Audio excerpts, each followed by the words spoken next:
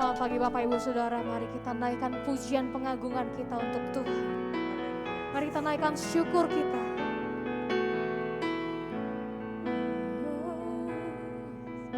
Selain Kau tiada yang lain, hanya Kau milikku di surga. Sekalipun dagingku lenyap, hatiku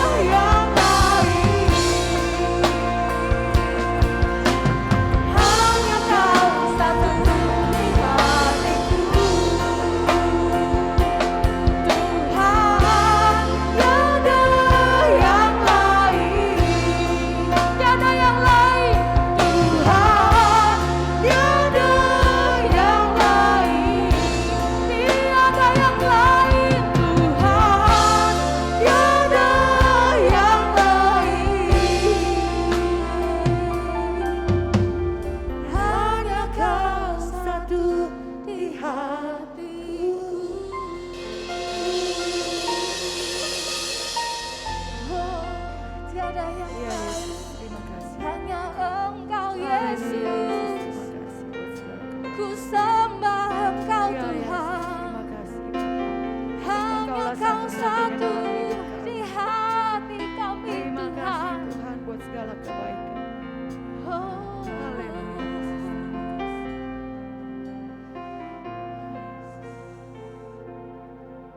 Kau tahu hatiku Tuhan. Kau tahu rinduku Tuhan. Kau tahu harapku. Kau tahu mimpiku di tangan-Mu Tuhan.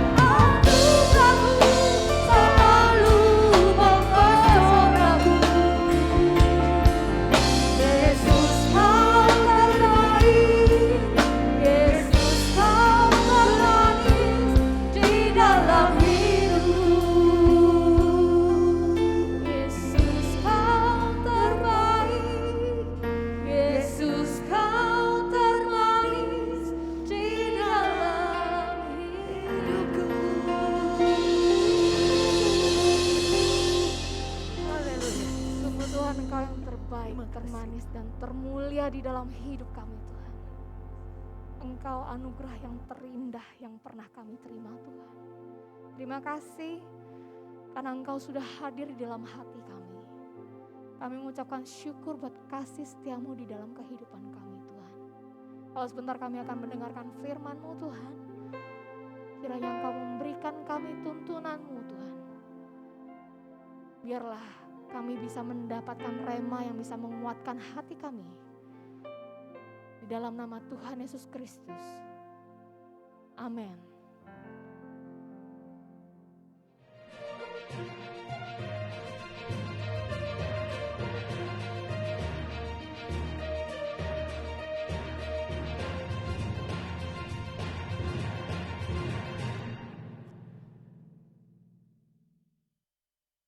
Pada dasarnya, kebugaran hidup kita sangatlah ditentukan oleh kualitas dari relasi yang kita jalin dalam kehidupan sehari-hari. Saya ulangi, pada dasarnya kebugaran hidup kita itu sangat ditentukan oleh kualitas dari relasi yang kita jalin dalam kehidupan sehari-hari. Kebugaran yang dimaksudkan di sini bukanlah sekedar kebugaran secara jasmani saja, namun juga kebugaran dalam seluruh aspek kehidupan kita. Kebugaran yang bersifat utuh atau holistik dan yang sering disebut sebagai kebahagiaan. Kaitan antara kebahagiaan dengan relasi inilah yang dikemukakan oleh lembaga Fakultas Kedokteran dari Harvard University melalui proyek yang mereka tangani selama 75 tahun. Proyek tentang kaitan antara kebahagiaan dengan relasi. Ini merupakan proyek yang terlama di sepanjang sejarah. Nah, kesimpulan yang diperoleh dari penelitian tersebut menyebutkan demikian. 75 tahun dan 20 juta dolar telah digelontorkan untuk menunjukkan pada satu kesimpulan yang terdiri dari 5 kata yang sederhana. Happiness is love. Full stop. Yang artinya kebahagiaan itu adalah kasih. Titik. Artinya apabila orang hidup di dalam relasi yang sehat, yaitu relasi yang diwarnai dan didasarkan pada kasih, maka yang bersangkutan akan berbahagia. Itulah kehidupan yang bugar. Tentu sebagai pengikut Kristus, kita memahami bahwa relasi yang membuahkan kebahagiaan itu bukan hanya menyangkut hubungan antar manusia yang secara horizontal antar manusia, tetapi juga relasi yang bersifat vertikal, yaitu hubungan antara manusia dengan Tuhan. Memang kedua aspek dari relasi kasih ini, yaitu relasi yang bersifat horizontal ataupun yang bersifat vertikal, tidak dapat dipisahkan satu sama lain. Itu seperti satu keping uang logam, punya dua sisi, yang tidak bisa dipisahkan satu sama lain. Sebab orang yang benar-benar mengasihi Tuhan, dia akan mengasihi sesamanya manusia. Memang relasi yang akrab dengan Tuhan itu akan membuahkan relasi yang sehat juga dengan sesama, dengan orang-orang di sekitar kita. Dengan kata lain, kebahagiaan itu adalah berawal dari relasi kasih kepada Tuhan. Oleh karenanya, hal yang paling kita perlukan di dalam kehidupan ini lebih dari semua yang lain adalah relasi kita dengan Tuhan. Sebab hanya dengan demikian kita ini benar-benar hidup. Kita ini benar-benar hidup yang kita jalani itu menjadi hidup yang penuh dengan makna. Dengan kata lain, kalau kita ingin kehidupan semasa kita di dunia ini menjadi kehidupan yang berbahagia, kehidupan yang bugar, bermakna, segar, maka kita harus jaga, kita harus rawat, kita harus bangun, kita harus bina, kita harus pelihara relasi kita dengan Tuhan, dan itu harus menjadi prioritas yang utama di dalam kehidupan kita. Relasi yang akrab dengan Tuhan itu seringkali digambarkan oleh Yesus Kristus di dalam Yohanes pasal 15, yaitu seperti relasi antara ranting dengan pokok anggur. Di situ disebutkan Yesus Kristus adalah pokok anggur itu dan kita adalah ranting-ranting dari pokok anggur tersebut.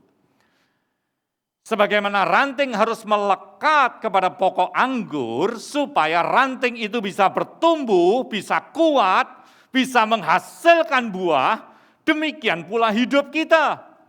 Kita harus punya relasi yang sehat, relasi yang konsisten kepada Tuhan supaya hidup kita ini menjadi kehidupan yang segar dan berbahagia.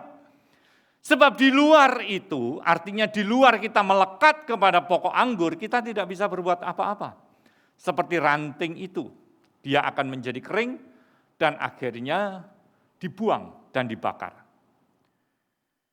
Nah, relasi yang akrab dengan Kristus ini yang terjalin oleh karena anugerah Allah dan juga harus kita pelihara. Sebab relasi itu bersifat dinamis, tidak statis. Demikian pula relasi kita dengan Tuhan harus dijaga, harus dirawat, harus dibangun, harus dipelihara. Karena itu merupakan anugerah Allah. Sebab sebuah relasi kalau tidak dipelihara dengan baik, maka relasi itu akan menjadi kendor, relasi itu akan menjadi longgar, relasi itu akan menjadi merosot, bahkan suam dan hambar. Bukankah itu juga yang kadang-kadang terjadi dalam hubungan suami istri? Walaupun tinggal satu rumah, hidup di bawah satu atap, tidur dalam satu ranjang yang sama, namun kalau suami istri itu tidak menyediakan quality time atau waktu yang berkualitas untuk mereka berdua membangun relasi, maka dapat dipastikan relasi mereka akan longgar dan jalinan kasih di antara mereka akan hambar dan merosot. Bapak, Ibu, suami istri, sudahkah Anda mempunyai waktu berkualitas bersama? Bagi semua orang yang mengikuti ibadah ini secara daring, sudahkah Anda memiliki quality time dengan Tuhan setiap hari?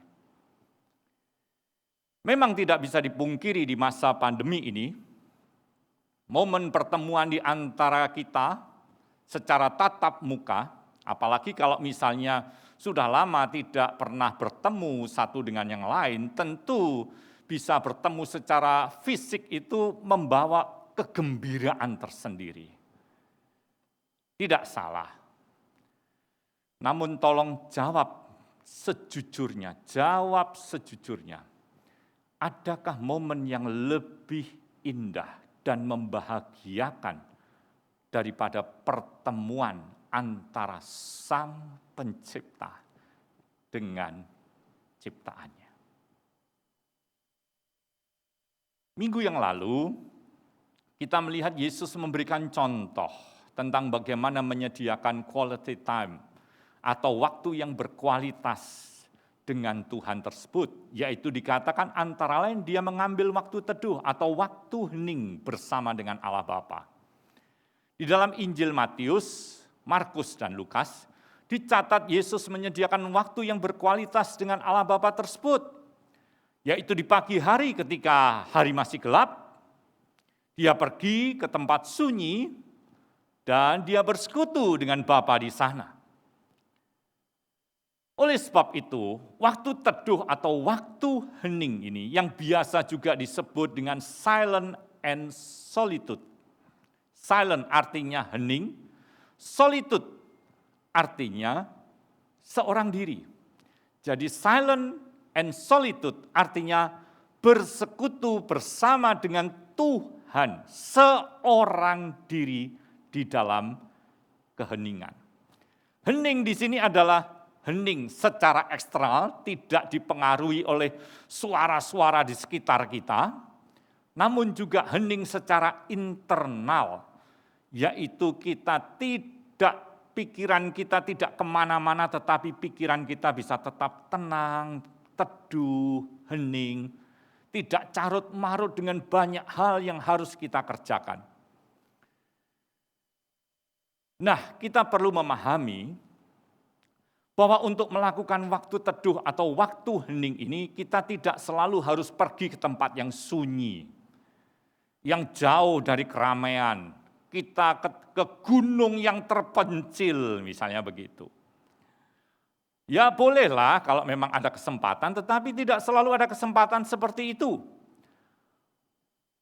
Bapak, Ibu, saudara-saudari yang dikasihi Tuhan, waktu hening ini atau silent and solitude ini sesungguhnya dapat kita lakukan dimanapun saja kita berada. Termasuk ketika kita berada di tengah-tengah banyak orang. Hal itulah yang dicontohkan oleh Maria dari Betania. Sebagaimana yang dicatat di dalam Lukas pasal yang ke-10 ayat 38 sampai dengan 42. Kita perlu mempelajari langkah-langkah yang dilakukan oleh Maria di dalam menyediakan waktu yang berkualitas atau quality time dengan Yesus ini.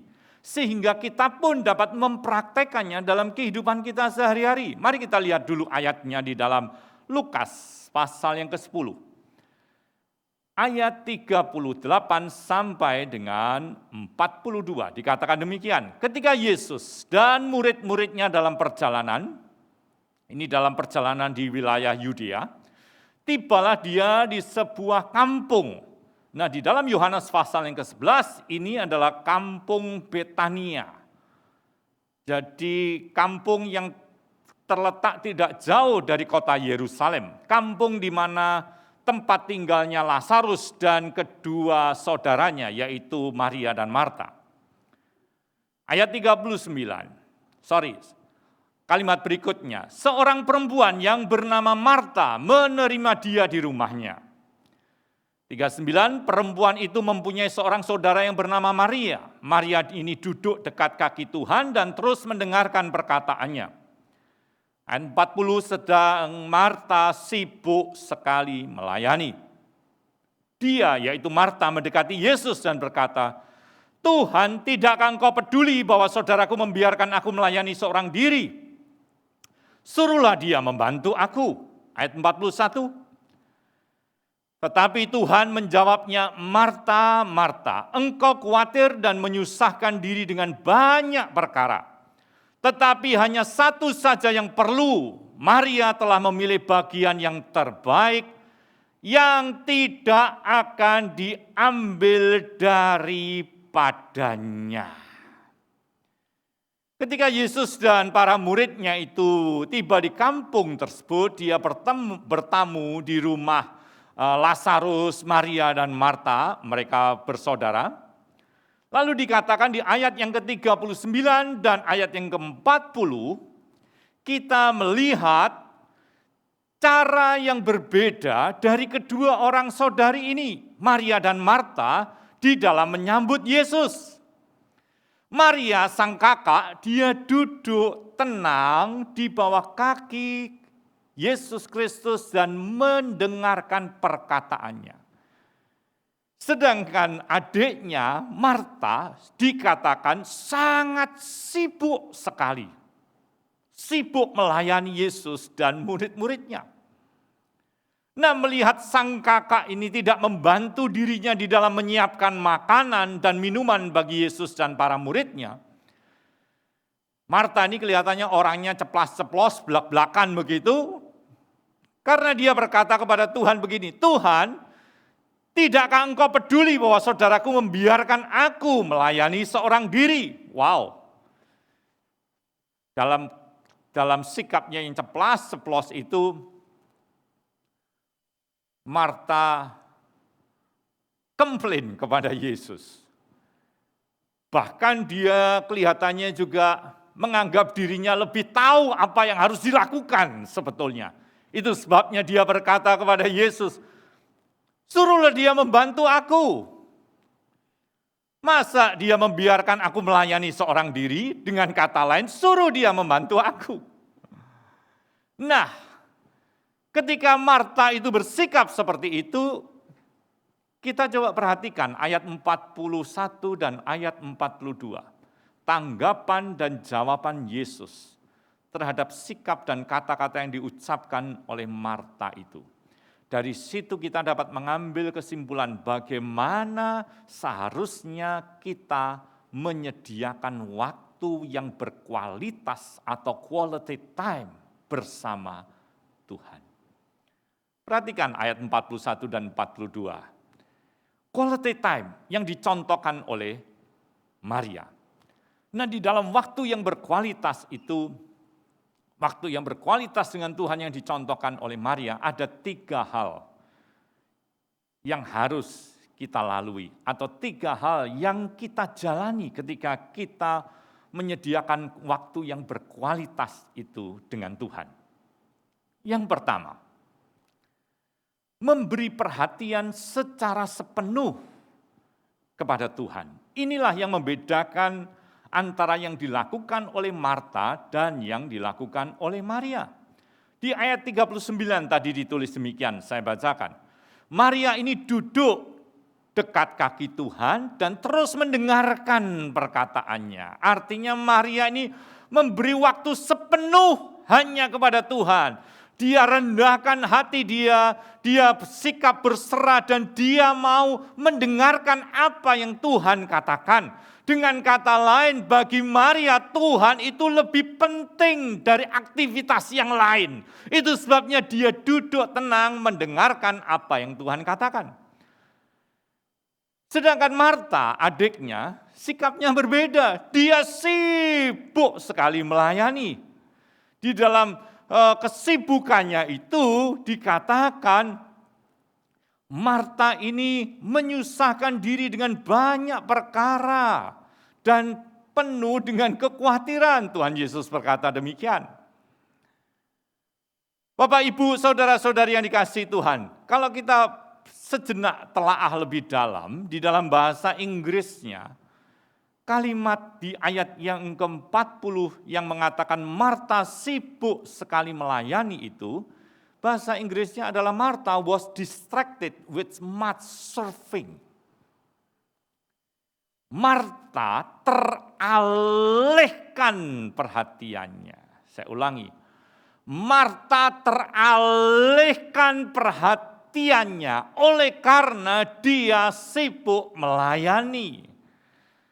Sebaliknya dari memperhatikan Yesus yang sedang bertamu di rumahnya, Marta lebih memperhatikan kegiatan, aktivitas yang dilakukan pada saat itu.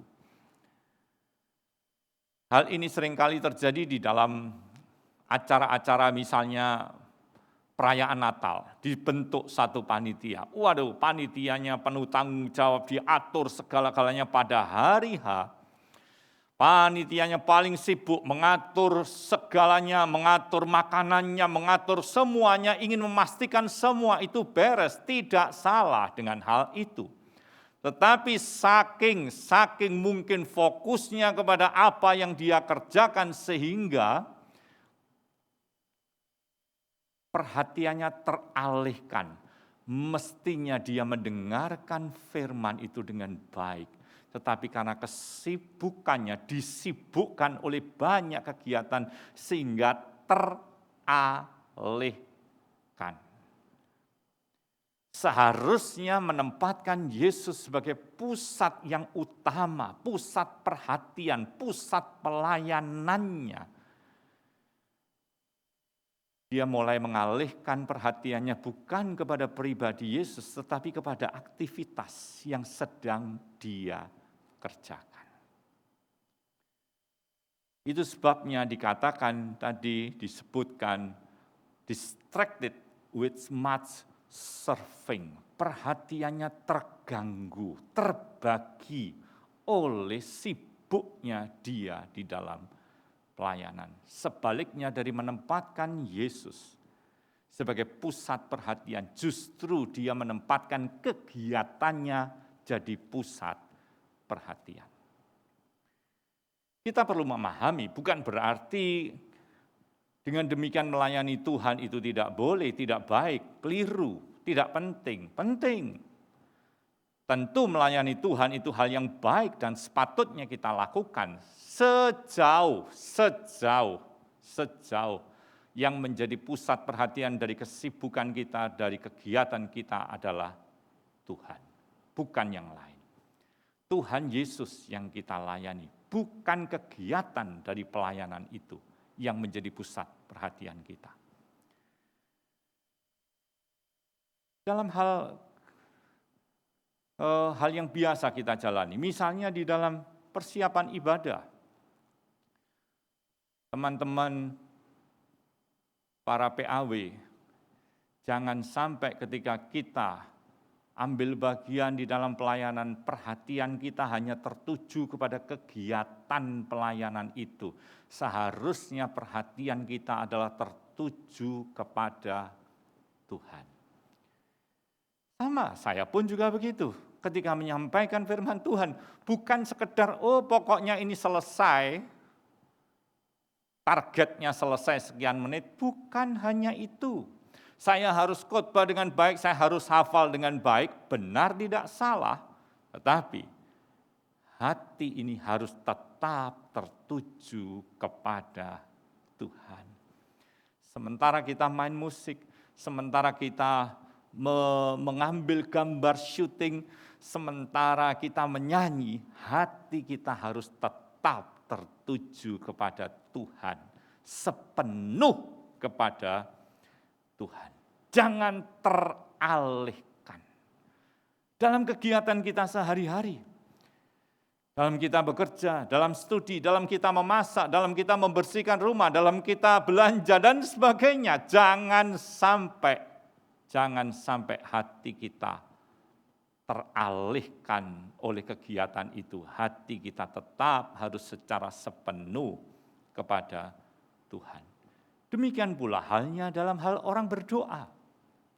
Jujur aja, kalau orang berdoa, lebih banyak perhatiannya adalah kepada persoalan yang sedang dia hadapi. Perhatiannya lebih banyak kepada berharap ada jawaban Tuhan yang instan. Perhatiannya bukan kepada Tuhannya, tetapi kepada persoalan yang sedang dihadapi. Memang di dalam hal berdoa kita perlu waktu hening juga. Bapak, Ibu, saudara-saudari yang dikasihi Tuhan. Karena dengan mengambil waktu teduh, waktu hening, kita dapat memusatkan perhatian kita kepada Tuhan. Sehingga di tengah-tengah kegiatan, di tengah-tengah aktivitas yang kita lakukan, perhatian kita tidak tertuju kepada keadaan di sekitar, tetapi perhatian kita tertuju kepada Tuhan. Itulah yang dilakukan oleh Maria. Beda dengan apa yang terjadi dalam dirinya Marta.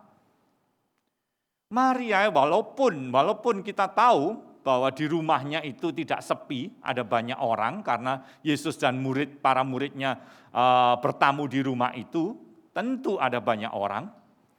Namun Maria dapat memberikan perhatian yang penuh kepada Yesus. Sehingga waktu yang dia lewati menjadi waktu yang berkualitas di tengah-tengah orang banyak. Apa yang dilakukan oleh Maria ini, melalui kisah yang tadi kita baca ini, sesungguhnya silent and solitude, waktu hening itu dapat kita kerjakan dan kita lakukan sementara ada orang-orang di sekitar kita. Memang kalau kita dapat melakukannya dengan keadaan yang sunyi, yang hening, itu memang jauh lebih baik. Kita tidak terpengaruh dengan adanya suara dari luar ataupun suara yang ada dalam pikiran kita. Kita bisa hening, benar-benar hening. Tidak ada suara yang mengganggu kita. Itu bagus. Tetapi tidak tentu kita punya kesempatan seperti itu. Misalnya kita dalam perjalanan, misalnya kita berada di bandara, kita menunggu panggilan boarding, kita pun dapat melakukan quality time sepanjang apa? Sepanjang perhatian kita tetap tertuju kepada Tuhan, kita bisa lakukan itu. Bahkan saat kita bekerja kalau misalnya ada waktu rehat, waktu istirahat, kita bisa gunakan waktu rehat itu di tengah-tengah pekerjaan kita sepanjang hari itu, kita bisa ambil waktu untuk bersekutu dengan Tuhan secara pribadi. Kita bisa melakukan ibadah harian yang membutuhkan waktu tidak sampai 10 menit untuk kita bisa benar-benar fokus perhatian kita hanya kepada Tuhan. Mungkin ada yang tanya, Pak, berapa lama sebaiknya kita melakukan waktu hening? Berapa lama sebaiknya? Kalau untuk awal-awalnya jangan lama-lama menurut saya. Mungkin 1 menit, 2 menit, 3 menit, it's okay. Tetapi kalau kita lakukan itu terus-menerus, kita latih terus-menerus, maka 1, 2, 3 menit itu bisa menjadi 5, 6, 7 menit. 5, 6, 7 menit kalau kita latih terus-menerus itu bisa menjadi 10, 11, 12 menit. Jadi kita mulai aja dengan waktu yang ada. Kalau misalnya pendek, it's okay. Tapi kalau itu dilatih terus-menerus, kita lakukan itu terus-menerus, maka semakin lama kita bisa semakin menikmati waktu hening itu. Sekali lagi, silent and solitude adalah bersekutu dengan Tuhan seorang diri dalam keheningan. Yang penting adalah kita bangun quality time itu dalam hidup kita. Karena melalui waktu yang berkualitas dengan Tuhan itu, hidup kita pasti akan disegarkan. Hidup kita akan menjadi penuh makna dan tidak sia-sia. Nah, sekarang yang kedua, di dalam waktu yang berkualitas dengan Tuhan itu, kita memilih bagian yang terbaik dalam penilaian Kristus. Sekali lagi, terbaik dalam penilaian Kristus. Nah, kita lihat kembali perbedaan Maria dan Marta ini. Marta mengerjakan hal yang baik, yaitu dia melayani, menyambut Yesus dengan sekuat tenaga. It's okay, good. Bahkan sedemikian sibuknya Marta, sehingga di ayat yang ke-41 Tuhan Yesus berkata kepada Marta begini, Marta, engkau menyusahkan diri dengan banyak perkara. Istilah banyak perkara ini menunjukkan bahwa di dalam menjamu Yesus dan para muridnya, Marta ini bukan hanya menyiapkan makanan dan minuman yang sederhana. Kalau kita bayangkan Yesus dengan para muridnya masuk, tentu makanan yang disediakan di situ bukan hanya satu jenis saja, mungkin bisa bermacam-macam jenis. Marta harus masak, Marta harus menyiapkan minumannya. Tentu Marta itu sibuk sekali, apalagi di masa itu orang tidak bisa membeli makanan secara online. Orang kebanyakan harus masak sendiri. Tentu kita bisa melihat Marta ini sibuk mengerjakan hal-hal yang baik seperti itu. Apakah itu salah? Tidak salah. Kalau Marta mengerjakan hal-hal yang baik, maka Maria itu Maria memutuskan memilih bagian yang terbaik. Itulah yang dicatat di dalam ayat yang ke-42 dari Lukas pasal 10 tadi. Yesus berkata begini, tetapi hanya satu saja yang perlu. Maria telah memilih bagian yang terbaik yang tidak akan diambil daripadanya. Perhatikan kalimat ini. Tetapi hanya satu saja yang perlu. Penggalan kalimat ini menunjukkan bahwa prioritas tertinggi yang seharusnya dilakukan oleh setiap orang, yaitu menempatkan Yesus sebagai pusat perhatian lebih dari semua kesibukan yang lain. Saya ulangi, Prioritas tertinggi yang seharusnya dilakukan oleh setiap orang yaitu menempatkan Yesus sebagai pusat perhatian lebih dari semua kesibukan yang lain. Itulah bagian yang terbaik. Lebih dari semua hal yang baik yang dapat dikerjakan oleh orang. Menempatkan Yesus sebagai pusat perhatian. Itulah yang terbaik di mata Allah. Memang yang terbaik di mata Allah belum tentu terbaik di mata dunia. Kalau di mata dunia mungkin yang terbaik adalah sibuk. Tetapi di mata Allah yang terbaik adalah duduk di bawah kakinya dan mendengarkan apa yang dia katakan. Bapak, Ibu, saudara-saudari, memang di dalam hidup ini, seringkali kita diperhadapkan pada pilihan di antara berbagai hal yang baik. Di dalam situasi seperti itu kita harus mampu membedakan mana yang terbaik dari antara semua yang baik. Kita harus mampu membedakan mana yang terbaik dari semua yang baik dan kemudian kita memilih untuk melakukan yang terbaik. Hanya dengan demikian hidup kita akan efektif, produktif, dan bermakna. Sehari-hari kita pasti punya daftar apa yang harus kita kerjakan pada hari itu. Nah, kalau kita mau merenung sejenak dari semua hal yang perlu kita lakukan pada hari itu, mana kira-kira bagian yang penting dan utama yang tidak boleh kita lewatkan? Saya harus menghubungi si A, saya harus menyiapkan ini, saya harus pergi untuk melakukan ini, saya harus begini, mengerjakan ini dan itu. Oke, dari semua daftar yang kita buat, kira-kira mana bagian yang paling penting dan utama yang tidak boleh kita lewatkan? Dari semua daftar itu kira-kira mana yang terbaik yang tidak boleh kita abaikan? Apakah quality time bersama dengan Tuhan itu menempati prioritas yang utama, ataukah justru tidak ada di dalam daftar kita sehari-hari? Bapak, Ibu, saudara-saudari, kalau kita mampu untuk membedakan dan memilih yang terbaik, seperti yang dilakukan oleh Maria ini, barulah hidup kita akan menjadi berarti, tidak sia-sia. Lebih dari semua hal yang lain, hal yang terbaik adalah menyediakan waktu untuk bersekutu dalam keakraban dengan Tuhan. Waktu yang berkualitas itulah yang dipilih oleh Maria, yang seharusnya menjadi pilihan hidup kita juga. Sekarang yang terakhir, hal yang ketiga. Di dalam waktu yang berkualitas dengan Tuhan, kita akan mengalami kesegaran. Sekali lagi, kesegaran yang dari Allah. Itulah yang membedakan antara Maria dan Marta. Marta dengan sekuat tenaga melakukan hal yang baik dengan usahanya sendiri. Sehingga di ayat yang ke-41 Yesus berkata, Marta, engkau menyusahkan dirimu dengan banyak perkara dan khawatir dengan banyak hal. Semua itu membuahkan hidup yang diwarnai dengan keluhan. Jadi Marta ini mengeluh akhirnya.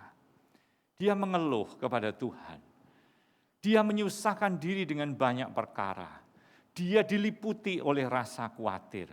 Bapak, Ibu, saudara-saudari, kalau orang itu hidupnya banyak mengeluh, banyak mengomel, banyak khawatir, menyusahkan diri dengan banyak perkara, saya yakin jiwanya akan mengalami keletihan. Saya yakin hidupnya tidak akan mengalami kesegaran, kebugaran, kebahagiaan. Mana ada orang bahagia tapi mengeluh terus? Enggak ada. Orang yang mengeluh terus, orang yang khawatir, enggak akan bahagia hidupnya. Tetapi tidak demikian dengan Maria. Karena dia memilih prioritas yang benar, yaitu menempatkan relasi dengan Tuhan itu menjadi yang utama, pilihan yang terbaik, dan dia melakukannya itu, maka di ayat yang ke-42, Yesus itu justru memuji, membenarkan Maria, membela Maria saat dia dikritik oleh adiknya yaitu Marta. Bapak, Ibu, saudara-saudari yang dikasihi Tuhan, Yesus berkata, hanya satu dan Maria sudah melakukannya yang terbaik. Itu tidak akan diambil daripadanya. Tuhan Yesus memuji apa yang dilakukan oleh Maria. Bahkan dapat dikatakan Tuhan Yesus membela Maria terhadap kritikan dari adiknya. Bapak, Ibu, saudara-saudari yang dikasihi Tuhan, kalau hidup kita ini dibela oleh Tuhan, kalau hidup kita ini dipuji oleh Tuhan, bukan dipuji oleh manusia, kalau hidup kita ini dibenarkan oleh Tuhan, bukan benar di mata manusia, kalau hidup kita itu dibela oleh Tuhan, sesulit apapun tantangan yang kita hadapi, seberat apapun masalah yang harus kita alami, serumit apapun persoalan yang harus kita hadapi, kalau Tuhan yang membela hidup kita, saya percaya kita akan memiliki jaminan yang pasti. Jaminan jalan keluar atas setiap persoalan yang kita alami karena Tuhan bersedia membela hidup kita. Dengan kata lain, orang yang hidupnya seperti Maria ini, dia akan bebas dari kekhawatiran, dia akan luput dari kelelahan, justru orang itu akan mengalami kesegaran yang dari Tuhan. Kebahagiaan yang dari Tuhan. Nah, yang menjadi persoalan adalah acap kali kita beranggapan begini. Acap kali, oh Pak, kalau begitu kita nggak perlu bekerja. Oh ya, tetap perlu bekerja. Kan kita tahu kita harus bekerja sekuat mungkin, benar. Tetapi seringkali orang beranggapan begini. Kita merasa bahwa kita yang harus bertanggung jawab sepenuhnya dalam hidup ini. Kita harus bertanggung jawab sepenuhnya. Artinya kita harus bertanggung jawab dan di saat yang sama kita harus menyadari memang kita harus bertanggung jawab dalam hidup ini, tetapi bukanlah kita yang harus melakukan semuanya. Kita harus tahu bahwa kita ini terbatas, kita ini bukan Tuhan, kita manusia biasa. Karena kita bukan Tuhan, maka kita memerlukan Tuhan di dalam kehidupan kita. Kita perlu menyadari kita tidak bisa melakukan semuanya. Memang kita harus melakukan yang terbaik, tetapi kita tidak bisa melakukan semuanya karena kita bukan Tuhan. Dan karena kita bukan Tuhan, maka kita memerlukan Tuhan dalam hidup kita. Sehingga di tengah-tengah kesibukan, tanggung jawab kita tidak boleh melupakan bahwa kita harus senantiasa bergantung kepada Tuhan, bersandar kepada Tuhan. Semakin kita sibuk dengan berbagai tanggung jawab, saya ulangi, semakin kita sibuk dengan berbagai tanggung jawab, semakin kita perlu bergantung kepada Tuhan. Semakin sibuk harus semakin bergantung kepada Tuhan, benar. Kalau semakin sibuk kita harus semakin menyediakan waktu untuk bersekutu dengan Tuhan. Itulah namanya sikap bergantung kepada Tuhan. Sikap bergantung kepada Tuhan dengan memusatkan hati dan pikiran kita kepada Tuhan. Itu yang dapat kita lakukan ketika kita masuk dalam keheningan. Waktu yang berkualitas bersama dengan Tuhan. Di situ, di dalam waktu hening itu, kita meneduhkan pikiran kita. Meneduhkan pikiran bukan dengan cara mengosongkan pikiran. Sekali lagi, meneduhkan pikiran, menenteramkan pikiran, menenangkan pikiran, bukan dengan cara mengosongkan pikiran seperti yang kebanyakan orang mungkin lakukan dengan meditasi di luar iman Kristiani. Mengosongkan pikiran, tidak. Kita itu meneduhkan pikiran bukan dengan cara mengosongkan pikiran, namun kita mengisi pikiran kita, mengisi dengan kesadaran akan kehadiran Tuhan. Sekali lagi, kita mengisi pikiran kita dengan kesadaran akan kehadiran Tuhan, karena kehadiran Tuhan, hidup dekat dengan Tuhan, hidup bersandar kepada Tuhan, hidup melekat kepada Tuhan, itu akan membuat jiwa kita mengalami damai sejahtera, kesegaran, ketenangan, keteduhan. Kesegaran yang kita alami bukan karena kita mengasingkan diri, mengisolasi diri, lari dari kenyataan hidup, bukan. Kesegaran yang kita alami karena ada pribadi yang maha kuasa yang hadir dalam hidup kita. Ini berbeda sekali. Menenangkan pikiran bukan dengan lari dari realitas kehidupan, tetapi meneduhkan pikiran dengan menyadari akan kehadiran Allah dalam hidup ini. Jadi, kalau kita melakukan quality time, apakah kita tetap perlu melakukan aktivitas-aktivitas yang lain seperti biasa yang kita lakukan sehari-hari? Tetap perlu. Quality time, waktu yang berkualitas bersama dengan Tuhan, perlu kita lakukan. Karena dari situlah kita akan mendapatkan kekuatan, hikmat, tuntunan, kesegaran, semangat yang baru. Disitulah kita temukan kekuatan hidup kita. Dan dengan kekuatan itulah kita mengerjakan pekerjaan kita sehari-hari. Tanpa adanya quality time, tanpa adanya waktu bersekutu dengan Tuhan, kita tidak punya kekuatan yang sesungguhnya di dalam jiwa kita. Maka ketika kita melakukan kegiatan sehari-hari, kita mudah lelah jiwa kita, mudah capek, tertekan, berbeban, berat.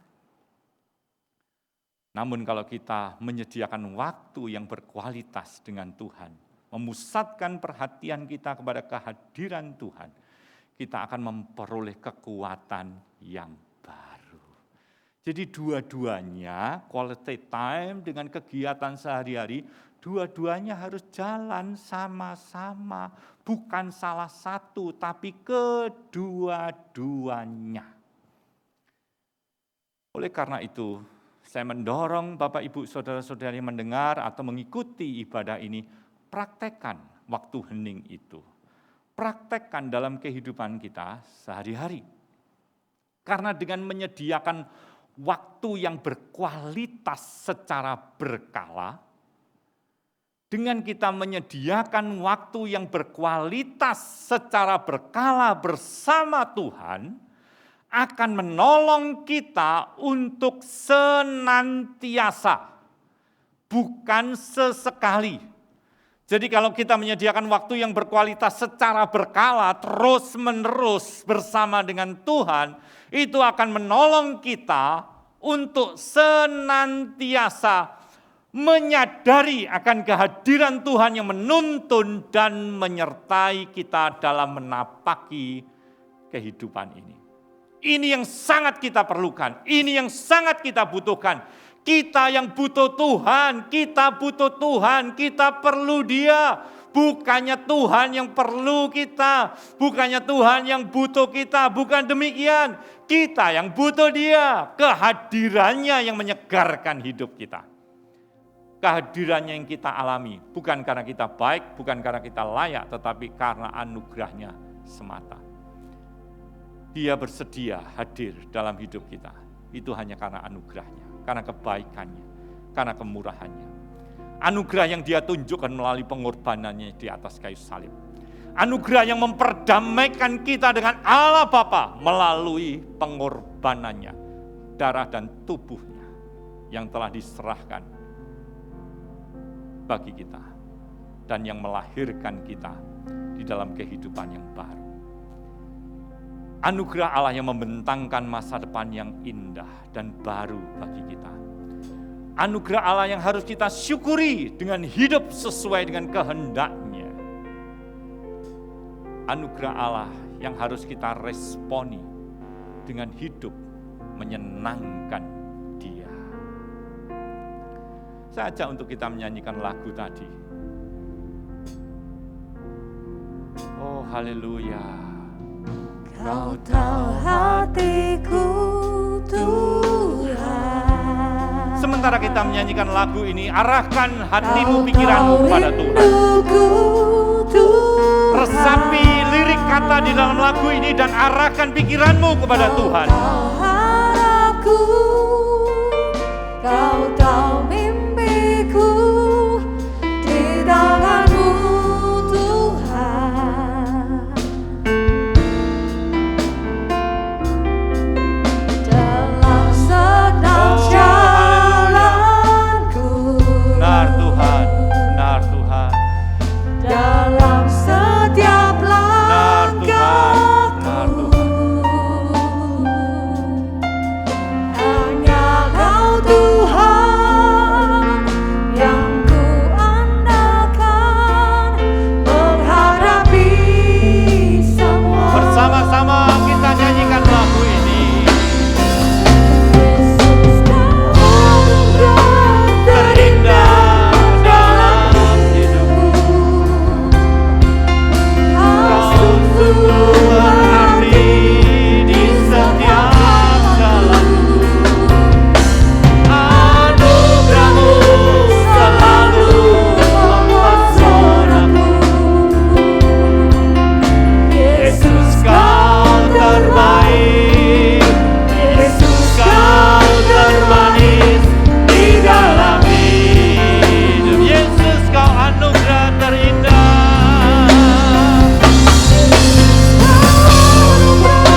Terindah dalam Kau sungguh berarti di setiap jalanku. Anugerah-Mu mempesonaku. Yesus, Kau terbaik. Yesus, Kau termanis di dalam hidupku. Mari kita berdoa. Tuhan Yesus, Engkaulah anugerah terindah dalam hidup kami. Tolonglah kami untuk senantiasa menyadari betapa berharganya kehadiran-Mu dalam hidup kami.